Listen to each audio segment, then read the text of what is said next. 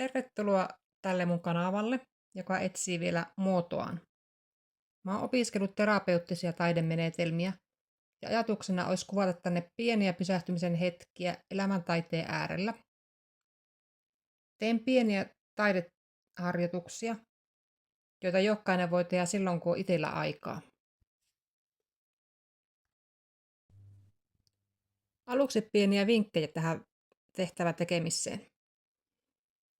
Jos sä katsot koko videon ensin, niin sä tiedät, mikä on lopputulos, ja se usein vaikuttaa siihen tekemiseen. Eihän sekään mitään haittaa, mutta herkästi siinä alkaa kontrolloimaan sitä tekemistään ja lopputulosta. Mä oonkin merkannut tänne sitten semmoisia kohtia, mihin voi pysäyttää videon ja tehdä sen tehtävän osan loppuun, ennen kuin jatkaa seuraavaan. Jokainen voi tehdä tehtävää siten, kun se ymmärtää, että ei ole oikea eikä väärää tappaa.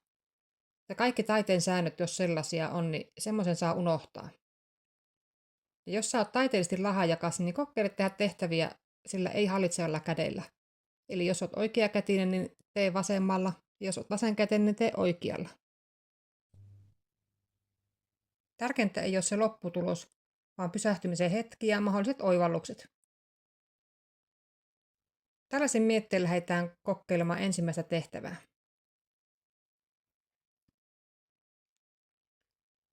Etsi valmiiksi näitä tarvikkeita. Tässä listassa näkyy, mitä tarvit, eli tarvitset paperin. A3 koko on ihan hyvä, mutta jos ei ole, niin käy sitten vaikka A4. Tarvit maalarinteippiä, maaleja tai värejä, mitä sieltä kotoa löytyykin.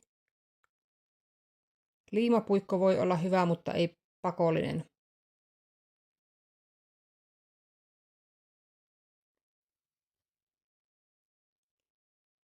Ja kiinnitä se paperi teipillä alustaan.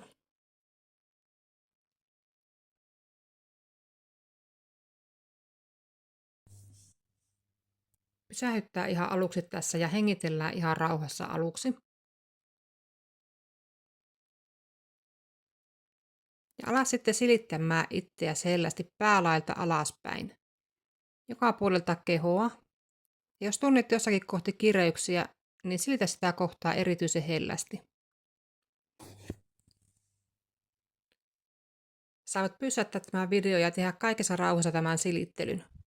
Ja sitten kun oot valmis, niin voit jatkaa tätä tehtävää.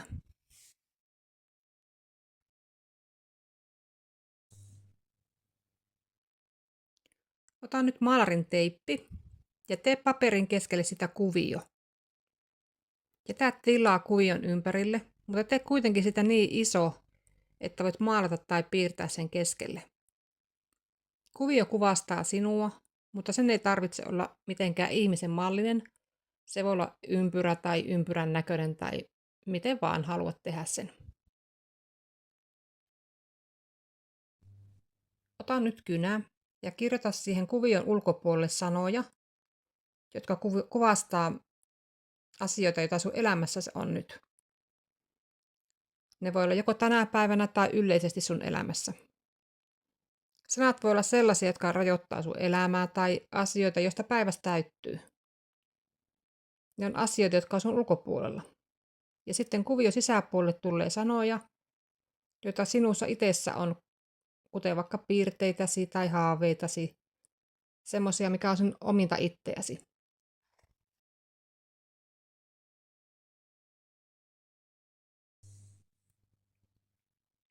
Otetaan nyt ne maalit tai värit, mitä sulla siinä on, ja voit alkaa maalaamaan tai piirtämään näitä sanoja.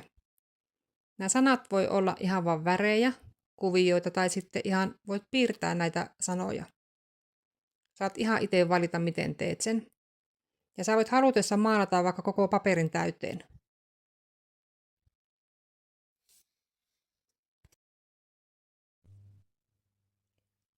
Sillä välin, kun se työ nyt kuivuu, niin voit ottaa kynän ja paperia ja kirjoittaa, mitä on tullut mieleen tästä tehtävästä jo tähän mennessä.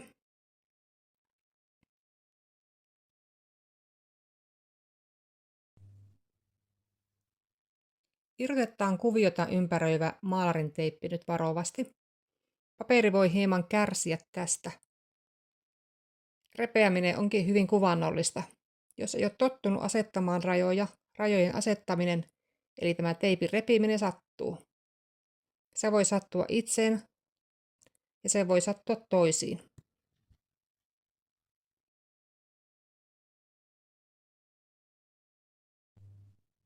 Jos rajapintoja meni rikki jotenkin, niin ne voi nyt yrittää korjata liimalla tai sitten maalaten vahvistaa niitä rajoja.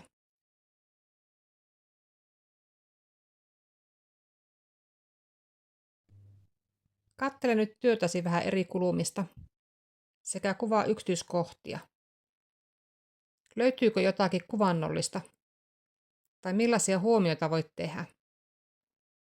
Onko sisäpuolella kuviota, samoja kuvioita tai värejä mitä ulkopuolella? Ja mitä se voi kertoa? Kaikenlaisia huomioita voit tehdä, mikä tulee mieleen, ja kirjoita itselle ylös niitä ajatuksia.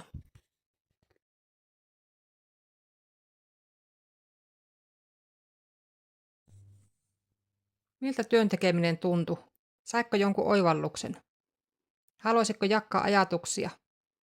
Kirjoita alas kommenttikenttään.